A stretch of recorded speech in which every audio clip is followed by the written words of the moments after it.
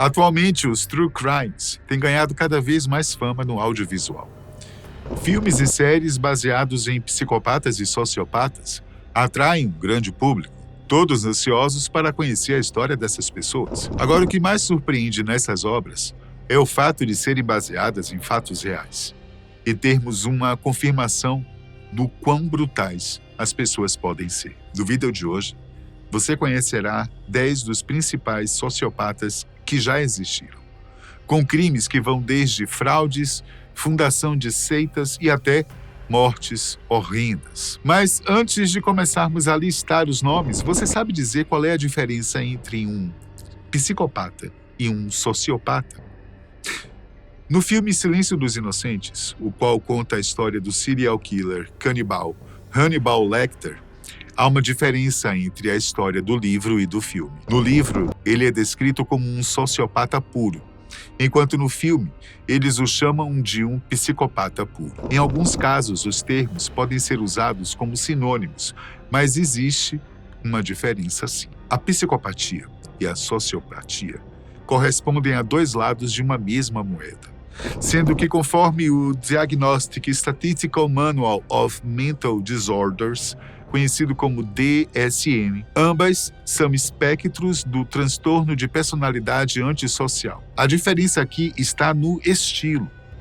O psicopata manipula os outros, demonstrando um charme superficial, falta de emoção e empatia, além de uma total indiferença quanto ao sofrimento dos outros, jamais aceitando responsabilidade por seus atos. Já o sociopata é mais explosivo, mais emocional.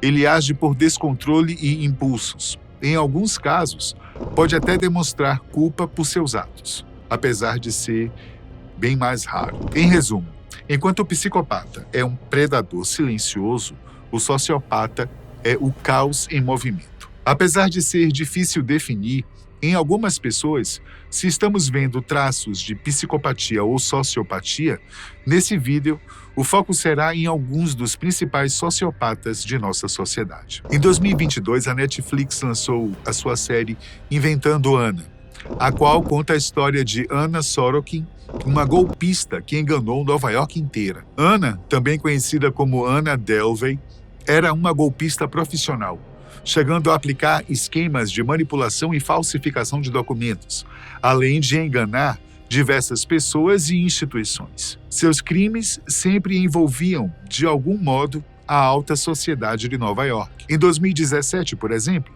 ela tentou um empréstimo no banco de 22 milhões de dólares para abrir um clube de artes que se chamaria Anna Delvey Foundation. Para ir atrás desse empréstimo, ela falsificou diversos documentos e assinaturas, mas não teve sucesso no que queria. Não apenas em bancos, mas ela também costumava se hospedar nos mais caros hotéis de Nova York, sem nunca pagar suas contas. Sempre havia um problema com o cartão de crédito que a impedia de acertar suas dívidas, juntamente com uma promessa de quitá-las mais tarde. Em julho de 2017, após acumular milhares de contas não pagas em hotéis, Anna Sorokin foi presa pela primeira vez. A farsa dela não parou em hotéis e bancos. Ela também enganava todos ao seu redor. Sua amiga Raquel Deloach Williams contou que Anna a convidou para uma viagem ao Marrocos, prometendo pagar todas as despesas. No final, ela usou a mesma desculpa, de cartões com problema, e fez Raquel arcar com 62 mil dólares do próprio bolso. Com a ajuda de Raquel, a polícia conseguiu capturar Anna em 2019, quando ela foi condenada por furto qualificado de segundo grau, roubo de serviços e tentativa de furto qualificado, uma sentença de 12 anos. Mas ela não permaneceu na prisão por muito tempo. Em 2021, devido ao seu bom comportamento, ela foi liberada da prisão. Já com relação às suas dívidas, ela utilizou a quantia que recebeu da Netflix para quitá-las. Porém, em meio a polêmicas, em setembro de 2024, ela apareceu no programa Dancing with the Stars, utilizando uma tornozeleira eletrônica enfeitada com diamantes. O comportamento de Anna demonstra traços de sociopatia, como manipulação, mentira compulsiva e ausência de empatia. Ela usava seu charme e inteligência para enganar todos ao seu redor. mantendo uma fachada de riqueza e sofisticação. Mesmo agora, ela mantém sua fala de que, para ela, seus crimes não eram tão importantes assim. Seguindo a linha dos golpistas, Billy McFarland é um dos maiores que já existiu. Ele enganou milhares de pessoas com o Fyre Festival e anos mais tarde tentou fazer exatamente a mesma coisa. Em 2013, Billy McFarland fundou a Magnizes, uma empresa exclusiva para millennials, na qual as pessoas teriam acesso a cartões exclusivos, descontos em hotéis, eventos, festivais e várias outras regalias. Por um tempo, essa ideia dele de desenvolver uma comunidade exclusiva funcionou, porém, não demorou muito para que ele quisesse ir além. Em 2016, ele lançou o Fyre Media, um aplicativo para a contratação de artistas. Mas isso não foi tudo. Para ajudar a promover esse seu aplicativo, ele decidiu organizar também o Fyre Festival. A ideia era simples: realizar um gigantesco e luxuoso evento musical nas Bahamas com dezenas de celebridades e influencers. Na época, ele utilizou suas redes sociais para promover o festival. Foram vendidos ingressos a milhares de dólares, com promessas de barracas de luxo, comida de altíssima qualidade e atrações internacionais. O completo oposto do que foi visto quando o dia finalmente chegou. A maioria dos convidados cancelaram sua participação no evento de última hora. Aos que compraram os ingressos e chegaram a viajar até as Bahamas, encontraram tendas de emergência ao invés de barracas luxuosas. Refeições precárias e uma total falta de infraestrutura. O Fyre Festival foi cancelado praticamente no dia em que aconteceria e o caos se instalou. Em 2019, a Netflix lançou o documentário Fyre Festival Fiasco no Caribe, contando sobre o esquema fraudulento. As investigações comprovaram que Billy McFarland enganou investidores e consumidores, angariando mais de 26 milhões de dólares com um festival que jamais aconteceu. Em 2018, ele foi preso por fraude, sentenciado a 6 anos de prisão. Contudo, essa não seria sua última aparição na mídia, não. Em 2023, após sair da prisão, ele foi à mídia anunciar o Fyre Festival II, marcado para acontecer em junho de 2025. Sem divulgar data, local ou atrações, ele pôs os primeiros 100 ingressos do festival à venda pela quantia de 499 dólares. De maneira surpreendente, todos eles foram vendidos.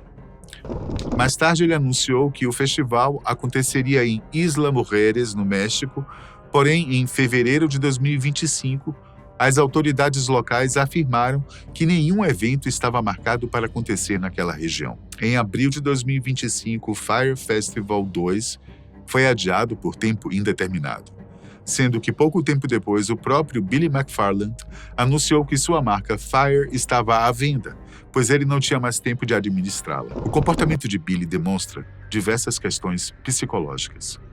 Seu charme superficial, mentiras patológicas, falta de empatia e impulsividade são características marcantes em sociopatas. Durante seu julgamento, sua defesa tentou alegar que ele estava influenciado por uma doença mental não tratada, além do abuso severo do álcool, o que acabou não funcionando muito bem. Bom, o caso de Pedro Alonso Lopes é um em que se torna difícil separar um sociopata de um psicopata, sendo que os próprios especialistas o descreviam como um psicopata com traços sociopáticos. Sua vida desde o início foi uma verdadeira história de terror, até o ponto em que ele próprio se tornou um monstro. Nascido em Santa Isabel, na Colômbia, Pedro foi expulso de casa aos 8 anos devido ao seu comportamento que já assustava sua mãe mesmo naquela idade. Para não viver sozinho nas ruas, ele encontrou abrigo na casa de um homem, outro monstro, que abusava dele constantemente. Demorou até que ele conseguisse finalmente fugir da casa desse monstro e passar a viver nas ruas. Aos 18 anos, ele foi preso pela primeira vez após roubar um carro. Na prisão, ele quase veio a falecer, vítima do ataque de uma gangue local. Pouco tempo depois, ele se vingou de seus agressores, eliminando um por um. Após ser solto da prisão, ele libertou o monstro dentro de si e iniciou sua onda de assassinatos. Os números são assustadores. Logo no primeiro ano em que se viu livre da prisão, ele viajou até o Peru onde ele matou cerca de 100 garotas. Ele jamais ficava muito tempo no mesmo lugar, sempre se mantendo em movimento, deixando um rastro de sangue atrás de si. Somente em 1980, no Equador, Pedro Lopes finalmente foi capturado. Em sua cela, ele confessou seus pecados a um padre que, na verdade, era um policial disfarçado. Ele confessou ter eliminado cerca de 100 meninas equatorianas, 110 colombianas e 100 peruanas. Todas suas vítimas eram sempre jovens, menores de idade. Mesmo tendo confessado seus crimes brutais com mais de 300 vítimas, ele foi condenado a somente 16 anos de prisão, cumprindo apenas 14 deles antes de ser solto. Os últimos 2 anos deveriam ser cumpridos em um hospital psiquiátrico. No entanto, no momento em que se viu livre, ele fugiu. E até hoje, ninguém sabe seu paradeiro. Os especialistas analisam as ações de Pedro Lopes como um caso limite. Ele planejava seus crimes, não demonstrava remorso e possuía prazer no sofrimento alheio. Seus atos podem ser traçados até sua infância de abandono, pobreza extrema e abusos, indicando uma origem social e emocional em seu transtorno, algo mais associado à sociopatia. Devido a isso, ele apresenta um perfil de psicopata, com comportamentos sociopáticos. No entanto, independente do termo utilizado, uma coisa é certa: ele foi um verdadeiro monstro. Em 18 de novembro de 1978, aconteceu uma das maiores tragédias da humanidade. Mais de 900 pessoas atentaram contra a própria vida. O motivo que as levou a fazer isso? Um dos maiores sociopatas que já existiu, Jim Jones. Em 1955, Jim Jones fundou o Templo do Povo dos Discípulos de Cristo, um movimento religioso no qual ele pregava sobre fraternidade, combate ao racismo e ajuda aos pobres. Devido a essa abordagem, ele logo se tornou popular entre as minorias e, no seu auge, o Templo do Povo contava com mais de 20 mil membros. Aos poucos, quando percebeu estar com muito poder, ele foi alterando o sentido do culto. Agora, não mais o foco estava nas causas humanitárias, mas sim em sua própria imagem. Um culto centrado exclusivamente na figura de Jim Jones. Ele manipulava emocionalmente e psicologicamente seus seguidores, os isolando, vigiando e ameaçando qualquer um que fosse contra ele. Nos anos 70, as autoridades norte-americanas estavam de olho em Jim Jones, o investigando por seus diversos crimes. Para tentar fugir disso, ele adquiriu um grande terreno na selva da Guiana, na América do Sul, onde ele chamou de Jonestown. O espaço era enorme, com uma escola, um pavilhão central e local para seus membros plantarem. Aos poucos, ele convenceu os membros do Templo do Povo a se mudarem para lá. Em novembro de 1978, o deputado federal Leo Ryan liderava uma grande investigação contra Jim Jones, chegando a organizar uma delegação para visitar Jonestown. Com medo de finalmente ser desmascarado, Jim Jones organizou uma das maiores tragédias que se tem notícia. No momento em que os oficiais norte-americanos chegaram a Jonestown, eles encontraram mais de 900 pessoas mortas, com a grande maioria tendo atentado contra a própria vida. Especialistas dizem que muitas das vítimas não estavam de acordo com aquilo e que acabaram sendo coagidas ou envenenadas. Há uma gravação do evento conhecida atualmente como Death Tape, na qual é possível ver Jim Jones discursando, tentando convencer seus seguidores a segui-lo na morte. Atualmente, Jim Jones é classificado como um sociopata funcional, o tipo de pessoa que utiliza o discurso de justiça social para disfarçar seus próprios desejos. Por mais que Jim Jones tenha sido um líder cruel, ainda assim, ele não chega perto da crueldade de Salot Sar, o líder cambodjano conhecido como Pol Pot. Pol Pot, que significa o cambodjano original, liderou o Camboja entre 1975 e 79. Ele é conhecido por ser o responsável por um regime extremamente cruel, no qual milhões de pessoas foram obrigadas a abandonar cidades, migrarem para campos e forçadas a trabalhar. A ideia por trás do regime ditador era transformar o país em uma enorme fazenda coletiva, sem nenhuma interação com o exterior, principalmente o Vietnã. seu inimigo de séculos. Em 79, foi justamente o Vietnã quem invadiu o Camboja, pondo fim ao regime de terror de Pol Pot. Apesar de ser difícil estimar, cerca de 1,5 a 2 milhões de cambojanos pereceram nesse período.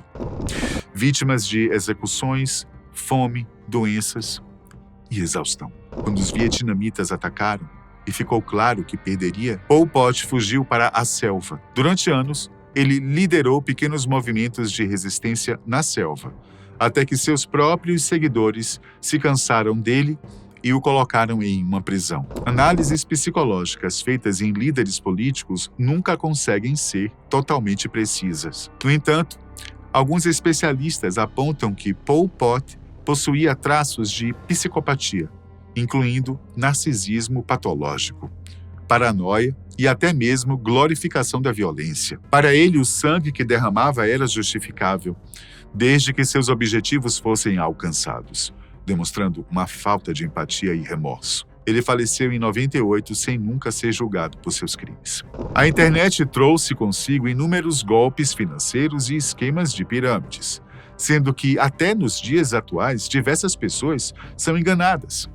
Mas somente Bernie Madoff é conhecido como o responsável pela maior fraude financeira da história dos Estados Unidos, um esquema de pirâmide de 65 bilhões de dólares. Ele começou sua carreira nos anos 60, com uma corretora própria e uma reputação de visionário. Todos confiavam cegamente nele e em seus investimentos milagrosos. Fosse em épocas boas ou ruins, ele sempre pagava anualmente 10% de rentabilidade aos seus clientes, os quais costumavam ser bastante famosos. Dentre sua cartela de clientes famosos, ele chegou a atender grandes bancos, milionários e até mesmo celebridades. Sabe quem? Steven Spielberg.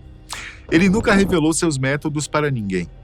Tudo o que se sabia era que funcionavam. E justamente por isso cada vez mais pessoas vinham até ele.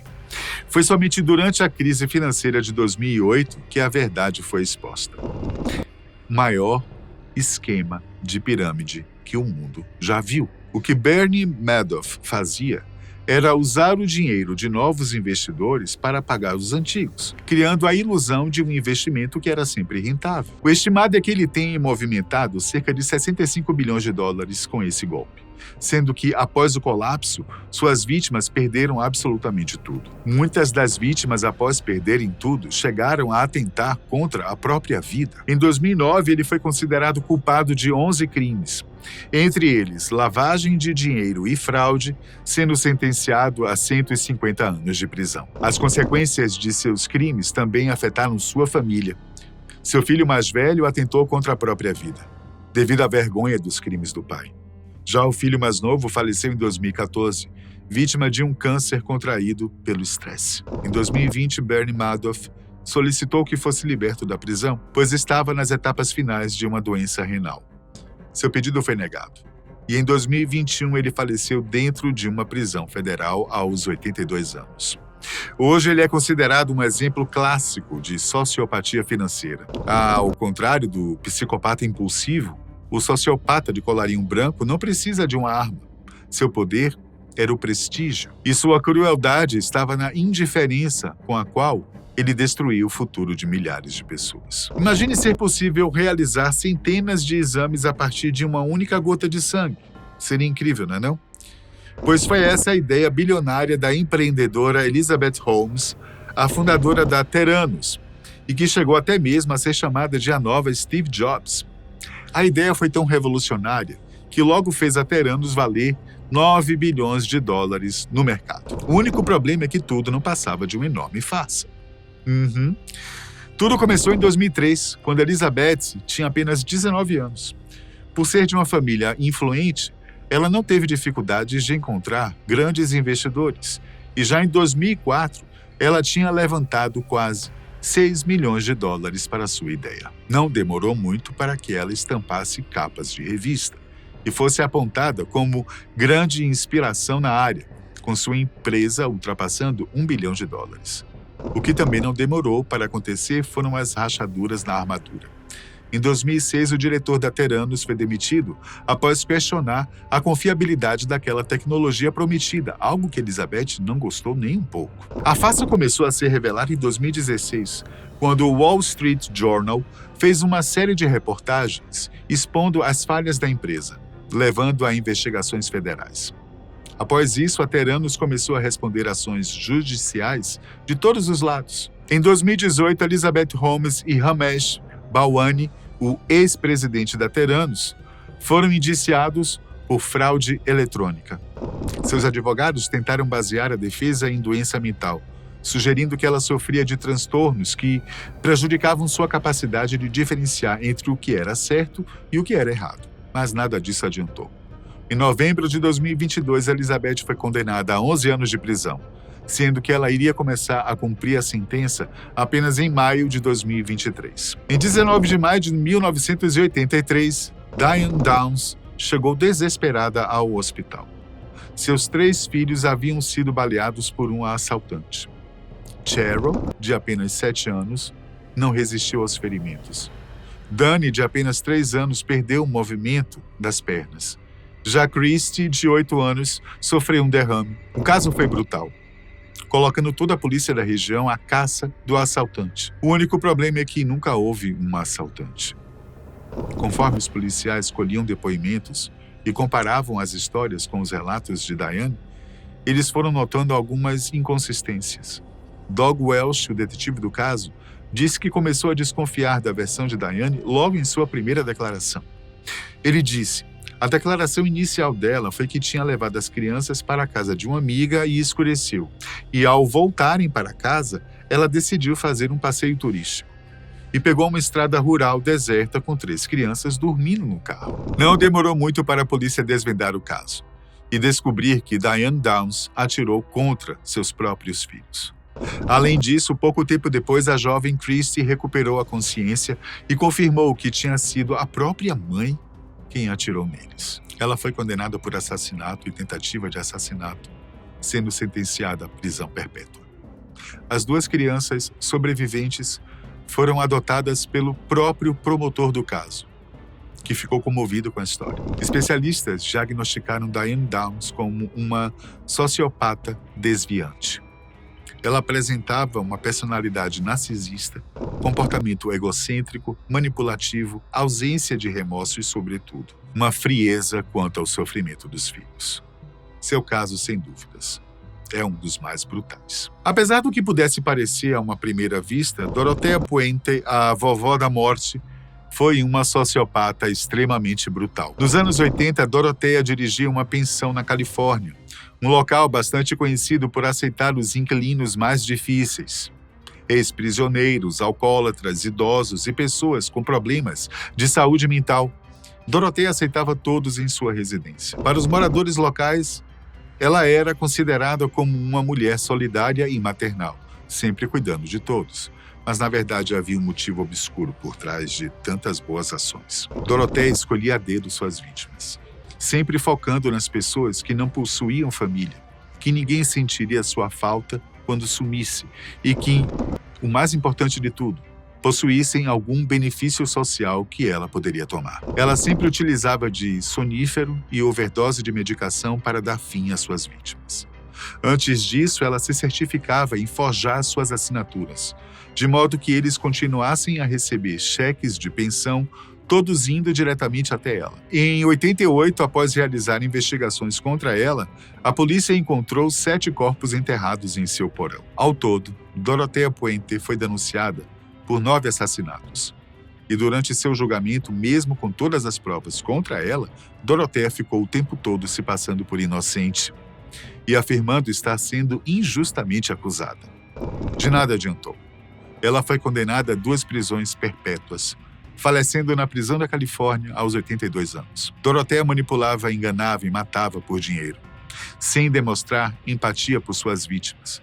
Atualmente, a vovó da morte é descrita como uma psicopata funcional com traços sociopáticos. Por último, mas não menos cruel, Charles Manson.